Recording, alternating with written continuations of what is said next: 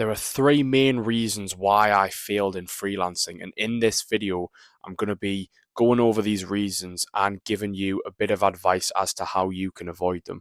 So I'm just going to get straight into it. The first reason is that I was way too over reliant on my freelancing income. So just to give you a bit of context, I was an email marketing freelancer, and at that time, all I was doing was freelancing. I didn't have any sort of other job or like a 9 to 5 job or anything. When I look back at my experience in hindsight, because things sort of fell apart, I think it would have been much easier to get by had I just sort of had some sort of other income that would have sort of went with what I was doing in freelancing. So essentially, I was working with two clients at the time that everything sort of went to shit, to put it lightly. It would have been much easier had I had that other income. Then I wouldn't have had to go into my savings account. I wouldn't have actually run out of money. I wouldn't have been squabbling around trying to find money from somewhere, trying to sell things and stuff.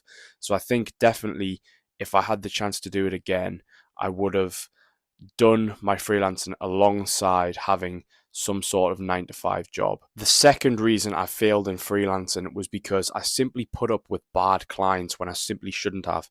So there were a couple of clients that I had at the time that just weren't very responsive to my messages.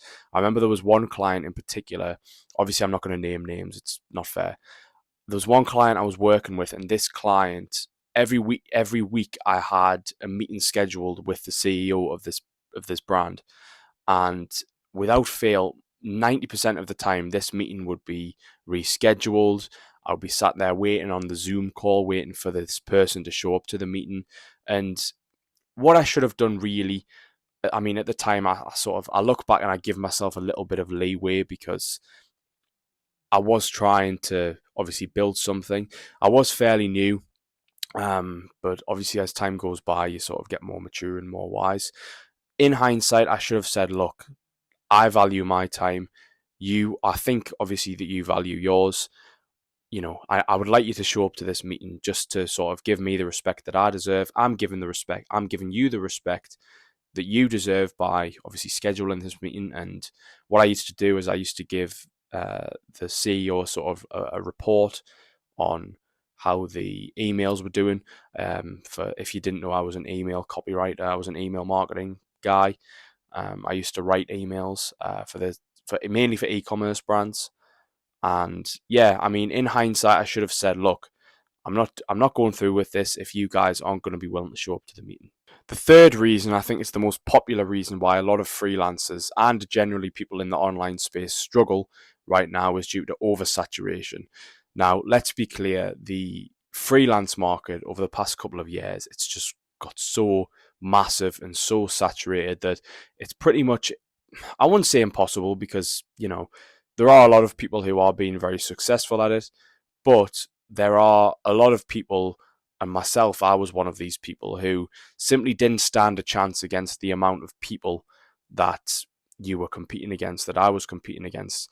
I simply wasn't good enough to stand out. And that is obviously, that just comes with the more people that are in there, it's going to be very hard to stand out. And, you do have to accept these things. I think in hindsight, I should have perhaps looked at differentiating myself more. I've had these conversations with myself.